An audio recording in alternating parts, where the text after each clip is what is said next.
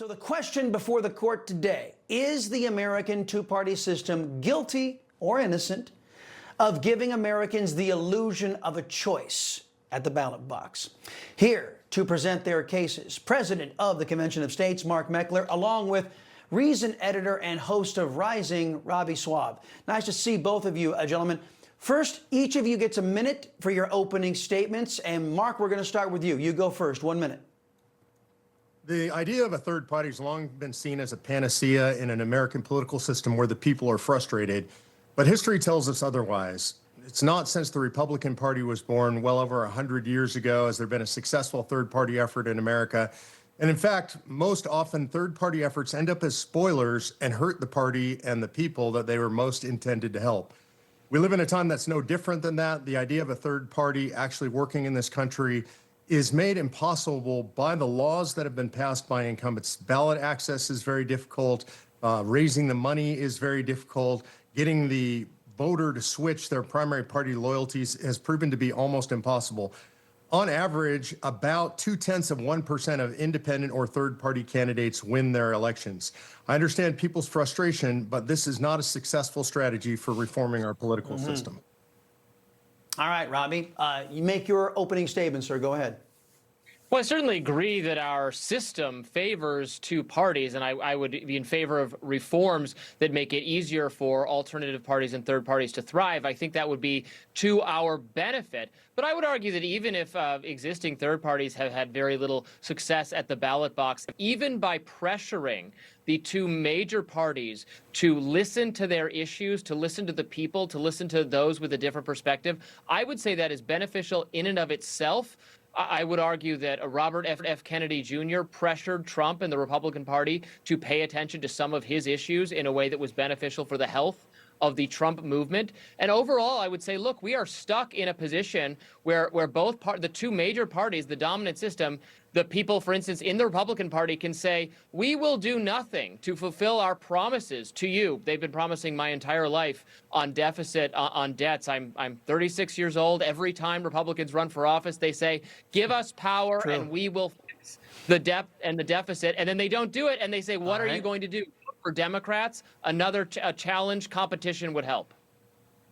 Understood. Understood. Okay, that is it for opening statements. Now, both the advocates, folks, will make the case, will present evidence to bolster their case. Again, we're looking at, is the two-party system guilty of pulling the wool over the American people's eyes? Mark, 2 minutes. Go ahead, sir. Yeah, look, I want to be clear. I do think there is some measure that the two-party system is guilty of pulling the wool over the American people's eyes. The question is, what's the proper solution to the damage being caused by a two-party system? I also agree with Robbie that the idea of reforms to our system that would allow it to be easier for a third party to arise would be a good idea. But again, I live in the world of political reality, not political fantasy. Those who make the laws are those who actually benefit from a two-party system. The idea that any incumbent or a ruling party of incumbents is going to reform the system to make it easier for people to challenge the power status quo, again, that's just electoral fantasy. It's not going to happen. So the question is, what's the proper method to attack the problem of a two-party system that seems unresponsive to the people? Again, to play into political reality, I want to remind people the Republicans have a bare, very slim, historically slim majority. There's only so much a party with a slim majority can do. I think the better solution is reform the party from within.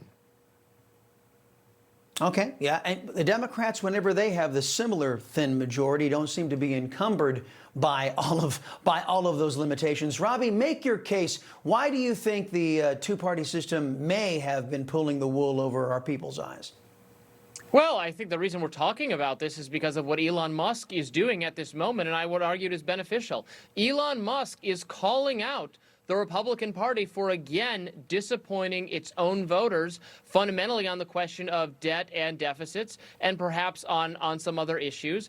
Elon is saying, this is what the Republican Party ran on doing, and if it is not going to do that, I am going to be interested in creating a party that will be for people who think that that was not a promise easily broken. Now, is this party going to somehow achieve electoral dominance or be competitive, I would argue that that is very unlikely under our current system. And it sounds like both of us think the system should be changed to make it, more like other democracies or parliamentary democracies where you have a range of parties and they form some kind of coalition. So you don't have it splitting the vote and you get your enemies in power, but you can exercise and say, I want this policy and not this policy, while still being on the right or in whatever your movement is. But if Elon only makes the Republican Party less likely to break its commitment, its promise to its voters next time around, I would argue it is occasionally worth paying a short-term political price to say,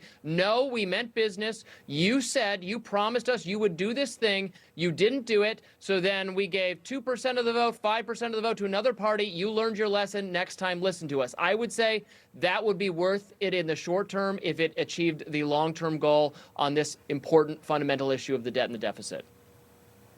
All right, gentlemen, we're into the part of Chris's court where your closing arguments are being offered. Mark, 1 minute, go. Yeah, I will refute what Robbie just said. What he said was that it's okay to throw an election to teach the party a lesson. The Democrats have told us what they will do the next time they take power. They have said they will end the filibuster. They said they will pack the Supreme Court. They intend to give statehood to Puerto Rico and D.C., and conservatives and fiscal hawks will never have power in Washington, D.C. again. I think this is a dangerous scheme with no chance of success. Robbie, your closing argument. Go ahead, sir. I think as long as the presidency and probably the Senate remain in Republican hands, the worst thing that Democrats could do with a little bit more power would be largely thwarted. If this convinces Republicans they need to get serious about fulfilling their promises, I would argue it'd be worth it. I understand why people might see it a different way. But going back to the fundamental question of third parties, a one-party system would be awful. A two-party system isn't as bad as a one-party system, but it's still pretty bad. The more choice and control you have over your politics, just like your decision-making in real life, the better your life will be. Yeah, some say we have a one-party system right now. Mark, Robbie, counselors, thank you, gentlemen. Appreciate it. A very, very insightful conversation and debate.